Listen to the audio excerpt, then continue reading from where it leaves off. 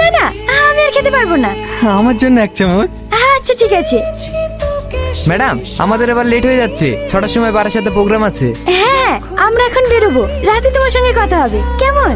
ঠিক আছে। Thank you. সাথী, তোমার বউ মনে হয় আমার উপর রেগে গেছে। না না, রাগ করবে কেন? তুমি আসাতে ওই তো সব থেকে বেশি খুশি। সত্যিই তুমি অনেক সরল। চলো, আমাকে গাড়ি পর্যন্ত ছেড়ে দাও। তুমি তুহিনের সামনে ওরকম ব্যবহার করলি কেন? ও, ওরকম ব্যবহার করেছে বলে তোমার কষ্ট হয়েছে? আর কষ্ট হবে না, আমি আজকেই মায়ের বাড়ি চলে যাচ্ছি। তারপরে তুমি ঢোলাঢুলি করো, কোলাকুলি করো, যা খুশি তাই করো। তোমাকে কেউ কিছু বলতে আসবে না। কি বলতে বলছো? আমি বলতে বলছি না, নাম্বার তো নিয়ে নিয়েছি। এবার প্রেম করি হোটেলে যাবে। সাথী, ওই আমার গায়ে হাত তুললি, আমি আর এই বাড়িতে এক সেকেন্ড থাকবো না। থাক তুই তোর বাড়িলি। সাথী। দাদা, কফি। আরে বসো, তুমি এত ব্যস্ত হয়েছো কেন?